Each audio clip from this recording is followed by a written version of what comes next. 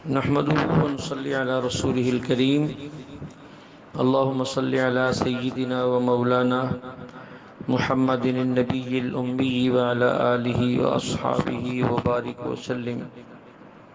میرے معزز خواتین و حضرات، سورۃ مریم کا دوسرا درس اور اس کا دوسرا رکوع شروع ہو رہا ہے۔ وَاذْكُرْ فِي الْكِتَابِ مریم، اللہ فرماتے ہیں کہ حضرت مریم کا ذکر کیجئے۔ حضرت مریم علیہ السلام کا کچھ واقعہ سورۃ آل عمران میں گزر چکا، یہاں بھی مختصراً عرض کر دیتا ہوں۔ جب ان کی عمر تقریباً 15 سال کو پہنچی تو جبریل امین خوبصورت مرد کی شکل میں آئے اور حضرت مریم کے گریبان میں پھونک ماری، انہیں حمل ہو گیا۔ اور اس کے بعد جب ولادت کے دن قریب آئے، انہیں یہ کہا گیا کہ فلاں ٹیلے کی طرف چلی جائیں، وہاں اللہ جل شانہ کھجور کے درخت پر بے موسم کھجور لگا دیں گے، اور وہاں بظاہر تو پانی نہیں ہے لیکن آپ کے لیے پانی کا چشمہ جاری ہو جائے گا، تو یہ دن آپ وہیں گزاریں۔ تو اللہ کے حکم سے وہاں چلی گئی۔ یہاں ایک بات، فَأَرْسَلْنَا إِلَيْهَا رُوحَنَا فَتَمَثَّلَ لَهَا بَشَرًا سَوِيًّا۔ اللہ فرماتے ہیں کہ اس وقت ہم نے ان کے پاس اپنی روح یعنی جبریل امین کو بھیجا، جو ان کے سامنے ایک مکمل انسان کی شکل و صورت میں ظاہر ہوئے۔ یہاں بات سمجھیں، حضرت جبریل علیہ السلام کی ذات نور تھی اور شکل اور ڈھانچہ اس وقت بشر کا تھا۔ آج بھی اہل بدعت یہی بحث کرتے ہیں کہ حضور علیہ السلام ذات کے اعتبار سے نور تھے اور شکل و صورت کے اعتبار سے بشر تھے۔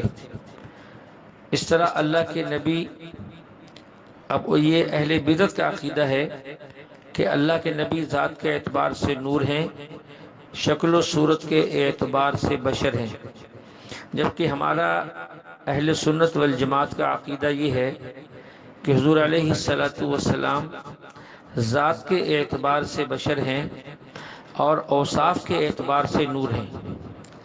جہاں آپ کی اور بہت ساری صفتیں موجود ہیں، جیسا کہ قرآن پاک کے اندر سراجم منیرہ ہے، بشیر ہے، نذیر ہے، رحمت ہے، جیسے وہ آپ کی صفات ہیں، اسی طرح آپ کی ایک صفت نور بھی ہے۔ ذات کے اعتبار سے بشر اور صفت کے اعتبار سے نور۔ اس لیے اس آیت کو اہل بدعت کا دلیل کے اندر پیش کرنا یہ کسی حال کے اندر بھی درست نہیں ہے۔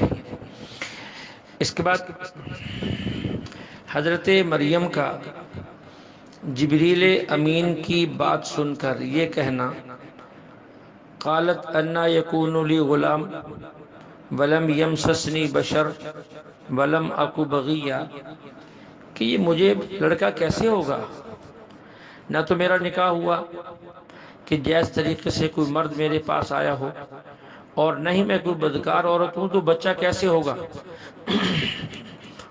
تو اس پر انہوں نے کہا، اللہ فرماتے ہیں کذالک، اسی طرح ہوگا، یعنی بغیر مرد کے ہو جائے گا۔ اور فرمایا کہ ہوا علیہ ہین، یہ تو میرے لیے بہت آسان ہے، اور واقعتاً ہر کام اللہ کے لیے بہت آسان ہے۔ تو انہیں اشکال یہ تھا کہ یہ کیسے ہوگا۔ بچہ کے پیدا ہونے کے 4 طریقے ہیں۔ نمبر 1، کبھی مرد اور عورت کے ملنے سے ہوتا ہے، جیسا کہ عام روٹین ہے۔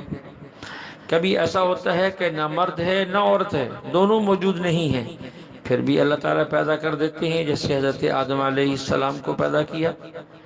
کبھی صرف مرد ہوتا ہے، عورت نہیں ہوتی، جیسے حضرت حوا کو حضرت آدم سے پیدا کیا۔ اور کبھی صرف عورت ہوتی ہے، مرد نہیں ہوتا، تو وہاں بھی بچہ پیدا ہو جاتا ہے، جیسا کہ حضرت عیسیٰ علیہ السلام کو حضرت مریم سے پیدا کیا۔ تو اللہ کے لیے تو کچھ مشکل نہیں ہے۔ تو ان کا کہنے کا مطلب یہ تھا کہ کیسے ہوگا، بظاہر تو اس کی کوئی اسباب نہیں ہے، لیکن ساتھ ہی جبریل امین نے یہ بھی پیغام سنا دیا وَكَانَ أَمْرًا مَقْضِيًّا کہ یہ فیصلہ ہو چکا ہے، اب یہ معاملہ ہو کر ہی رہنا ہے، اس کے بغیر کوئی چارہ کار نہیں ہے۔ خیر، اس کے بعد وہ بڑی پریشان تھی، اتنی پریشان تھی حتیٰ کہ موت کی بھی انہوں نے دعا مانگی اور اپنے پاگل ہو جانے کی بھی، مفہوم عرض کر رہا ہوں، دعا مانگی۔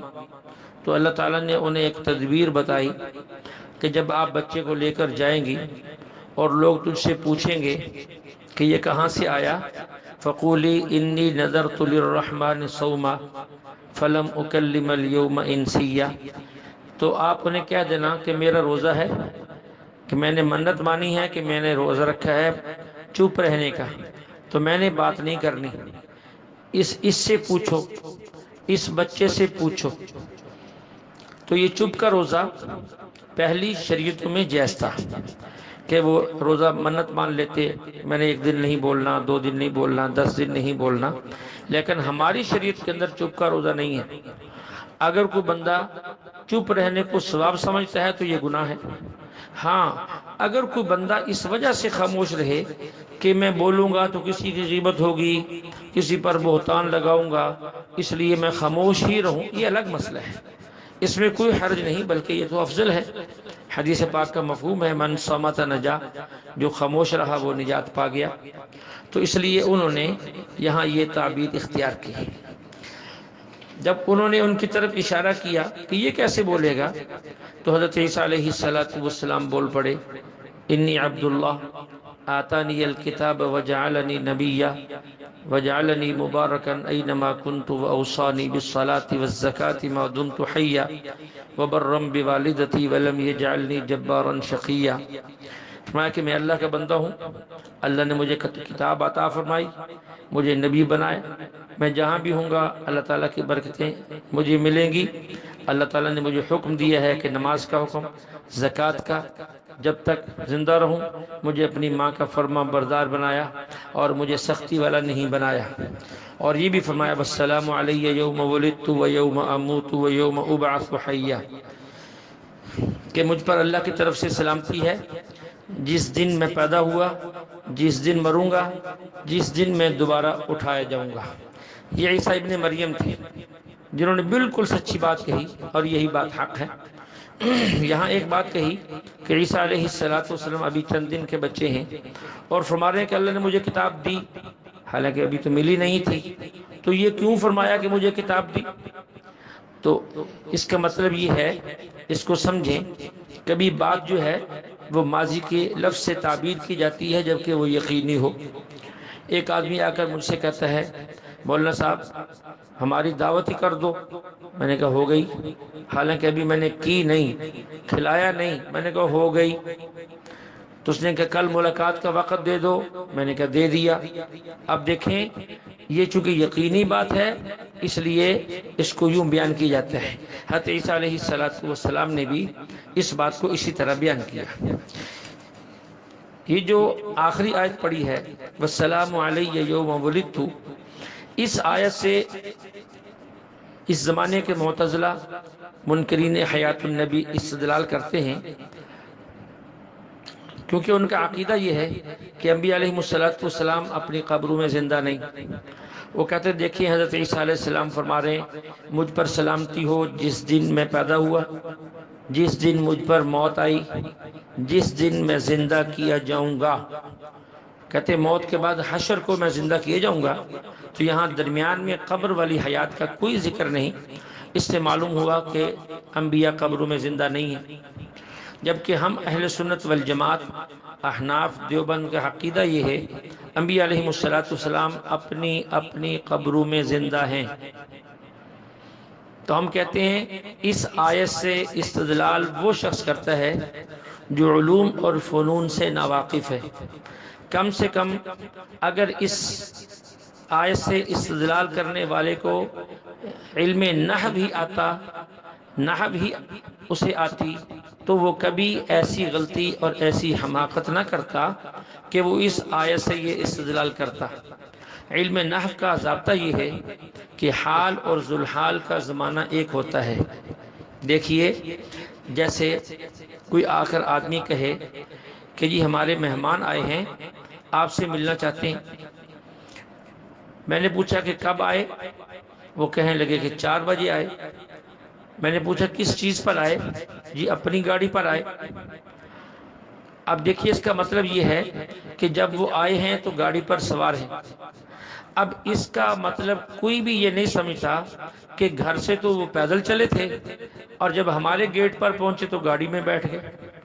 تو جب آئے ہیں تو گاڑی پر سوار تھے، اس سے پہلے گاڑی تھی یا نہیں تھی وہ ہمارا عرف ثابت کرے گا کہ گاڑی پر ہی سوار تھے۔ تو اس سے تو اتنا ثابت ہو رہا ہے، وہ فرما رہے ہیں وَيَوْمَ أُبْعَثُ حَيًّا، جب میں کھڑا ہوں گا تو زندہ ہوں گا۔ وَيَوْمَ أُبْعَثُ حَيًّا، جب میں کھڑا ہوں گا تو زندہ ہوں گا۔ یہ نہیں کہ کھڑا ہونے سے پہلے میں مردہ ہوں گا، کھڑا ہونے کے بعد زندہ ہوں گا۔ جب مردہ تھا تو کھڑا نہیں ہو سکتا، اگر کھڑے ہو گئے تو زندہ تھے۔ جب میں کھڑا ہوں گا تو زندہ ہوں گا، یہ نہیں کہ کھڑا ہونے سے پہلے میں مردہ ہوں گا۔ تو یہاں ابعث حیا، بعثت اور حیات اکٹھی ہوں گی۔ اس سے تو قبر کی حیات کا ثبوت مل رہا ہے، نہ کہ اس کا انکار۔ نہ معلوم یہ لوگ کیسے کیسے غلط استدلال کر کے لوگوں کو گمراہ کرتے ہیں۔ اس کے بعد اسی صورت میں وَاذْكُرْ فِي الْكِتَابِ ابراہیم، حضرت ابراہیم علیہ السلام کا ذکر ہے، اِنَّهُ كَانَ صِدِّيقًا نَبِيًّا، اور ان کے بیٹے حضرت اسحاق کا بھی ذکر ہے۔ اس کے حضرت ابراہیم علیہ السلام کا ذکر ہے، تو مختصراً اس رکوع کے اندر ان کی دعوت کا ذکر ہے، جو انہوں نے اپنے والد محترم کو اور اپنی قوم کو اسلام کی دعوت دی، مختلف انداز سے ان کو سمجھایا، لیکن وہ بہرحال نہ مانے۔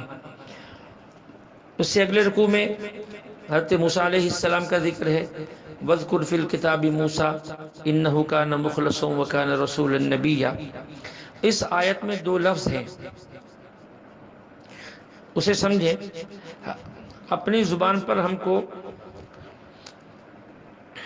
حضرت موسیٰ علیہ السلام کے بارے میں اللہ نے 2 الفاظ ارشاد فرمائے، وَكَانَ رَسُولًا نَبِيًّا، کہ حضرت موسیٰ رسول بھی تھے اور نبی بھی تھے۔ ہم عموماً یہ کہتے ہیں کہ ہمارے نبی علیہ السلام اللہ کے رسول ہیں اور اللہ کے نبی ہیں، حالانکہ نبی کا معنی الگ ہوتا ہے اور رسول کا معنی الگ ہوتا ہے۔ ہم سارے جانتے ہیں، اکثر لوگ اس بات کو جانتے ہیں کہ تقریباً 1.25 لاکھ انبیاء علیہ السلام دنیا میں تشریف لائے، ان میں جو رسول تھے وہ 313 تھے، یعنی رسولوں کی تعداد کم تھی اور نبیوں کی تعداد جو ہے وہ زیادہ تھی۔ نبی اور رسول میں کیا فرق ہے، مختصراً سمجھیں۔ رسول اسے کہتے ہیں جو نئی اور مستقل شریعت لے کر آئے، جو نئی اور مستقل شریعت لے کر آئے۔ اس کی 2 صورتیں ہیں۔ نمبر 1 صورت یہ ہے کہ وہ رسول اپنے قوم کے پاس اپنی مستقل شریعت لے کر آئے، جس طرح حضرت موسیٰ علیہ السلام اپنی قوم کو اللہ کی طرف سے تورات لائے اور ان کو دی، یہ مستقل شریعت تھی۔ عیسیٰ علیہ السلام نے اپنی قوم کو انجیل دی، یہ مستقل شریعت تھی۔ داؤد علیہ السلام نے زبور دی، یہ مستقل شریعت تھی۔ ابراہیم علیہ السلام صحیفے لائے، یہ مستقل شریعت تھی۔ حضرت ادریس علیہ السلام کو 30 صحیفے ملے، یہ مستقل شریعت تھی۔ ایک تو یہ۔ دوسری صورت کیا ہے کہ ایک نبی اس قوم کی طرف مبعوث ہے تو وہ گزشتہ نبی کی شریعت اس قوم کو دے، تو وہ شریعت تو نئی نہیں، لیکن اس قوم کے لیے وہ نئی شریعت ہے، کیونکہ وہ ایک اور قوم کی طرف بھیجا گیا جن کے پاس پہلے نبی نہیں آیا، وہی شریعت دے رہا ہے جو پہلے کسی نبی کی تھی۔ تو وہ شریعت تو نئی نہیں، لیکن جس قوم کو دے رہا ہے اس قوم کے لیے وہ نئی شریعت ہے۔ اس کو یوں سمجھے، حضرت ابراہیم علیہ السلام کے 2 بیٹے ہیں، ایک حضرت اسحاق اور ایک حضرت اسماعیل علیہ السلام۔ حضرت ابراہیم السلام کے بیٹے اسحاق پھر ان کے بیٹے یعقوب، ان کے بیٹے یوسف علیہ السلام، یہ انبیاء کی ایک لڑی ہے۔ اور دوسری طرف حضرت اسماعیل ابراہیم علیہ السلام کے وہ بیٹے ہیں جن کی نسل سے صرف ایک ہی نبی سید الانبیاء علیہ السلام تشریف لائے۔ اب حضرت اسحاق علیہ السلام کی نسل سے بہت سارے انبیاء آئے، جبکہ حضرت اسماعیل علیہ السلام کی نسل سے صرف ایک نبی، ایک پیغمبر سید الانبیاء علیہ السلام تشریف لائے۔ تو آپ نے کئی بار یہ سنا ہوگا کہ حضرت موسیٰ، حضرت عیسیٰ علیہ السلام بنو اسرائیل کے نبی تھے، بنی اسرائیل کے نبی تھے۔ اب دیکھیے حضرت یعقوب علیہ السلام کی جو اولاد ہے، کیونکہ حضرت یعقوب علیہ السلام کا جو لقب تھا وہ بنو اسرائیل، وہ اسرائیل تھا، آگے ان کی اولاد بنو اسرائیل کہلاتی ہے۔ تو اس بحث میں ہم نہیں پڑھتے، تو مختصراً میں نے عرض کر دیا کہ رسول اور نبی میں فرق یہ ہے، رسول جو نئی اور مستقل شریعت لے کر آئے، یا وہ نبی سابقہ شریعت لے کر اپنی قوم کے پاس جائے جن کے پاس پہلے کوئی شریعت نہیں تھی۔ تو یہ دو قسم کے لوگ جو ہے یہ رسول کہلاتے ہیں۔ اور رسول جو ہے نبی بھی ہوتا ہے، اور دوسرا وہ جو نبی اللہ بھیجیں اسے نئی شریعت، نئے دین، نئی کتاب تو نہ دیں، لیکن اس قوم کے اندر پہلے سے جو شریعت موجود ہے وہ آ کر اسی شریعت کی تبلیغ کرے، اسی شریعت کی طرف لوگوں کو بلائے، اور اسی شریعت کی طرف متوجہ کرے اور لوگوں کو عمل کرنے کا کہے، تو اسے نبی کہتے ہیں۔ تو یہ فرق ہے۔ اب ہر رسول کو نبی تو کہہ سکتے ہیں، لیکن ہر نبی کو رسول نہیں کہہ سکتے۔ یہاں ایک اور بات بھی سمجھیں، نبی جو ہے وہ نمائندہ خدا ہوتا ہے، اور صحابی جو ہے وہ نمائندہ مصطفیٰ ہوتا ہے۔ اللہ نے قرآن کریم میں فرشتوں پر بھی لفظ رسول بولا ہے، تو کبھی رسول کا معنی نبی نہیں ہوتا، بلکہ رسول کا معنی مطلقاً قاصد، پیغام پہنچانے والا بھی ہوتا ہے۔ جیسے قرآن پاک کی آیت ہے، اللہ یستفی من الملائکۃ رسلا ومن الناس۔ اب دیکھیے یہاں فرشتے کو رسول کے لفظ سے پکارا گیا اور تعبیر کیا گیا ہے، لیکن یہاں اس سے مراد کو نبی نہیں ہے، اور اس سے مراد وہ رسول نہیں ہے جو لوگوں کی تبلیغ کے لیے آتے ہیں، بلکہ یہاں قاصد کے معنی کے اندر ہیں۔ اور یہ لفظ جو ہے یہ قاصد کے معنی کے اندر لفظ رسول جیسے صحابہ پر بولا گیا، اسی طرح یہ جس طرح یہ فرشتوں پر بولا گیا ایسے یہ صحابہ پر بھی بولا گیا۔ ہمیں معلوم ہے حضور علیہ السلام مدینہ منورہ سے عمرہ کے لیے چلے، کفار مکہ نے حدیبیہ میں روک لیا، تو صلح کے لیے حضرت عثمان کو بھیجا۔ ادھر یہ خبر مشہور ہو گئی کہ حضرت عثمان کو قتل کر دیا گیا۔ حضور علیہ السلام نے صحابہ سے بیعت لی کہ ہم عثمان کا بدلہ لیے بغیر نہیں جائیں گے۔ اب وہاں جو لفظ استعمال ہوا ہے جامع ترمذی میں، دیگر کتب میں بھی ملے گا، کان عثمان بن عفان رسول اللہ، کان عثمان بن عفان رسول اللہ، کہ حضرت عثمان اللہ کے رسول تھے۔ یہاں صحابی پر لفظ رسول بولا گیا جیسے وہاں فرشتے پر لفظ رسول بولا گیا۔ اسی طرح حضرت معاذ بن جبل رضی اللہ عنہ کو جب آپ نے یمن بھیجا تو یہ پوچھا کہ فیصلہ کیسے کرو گے؟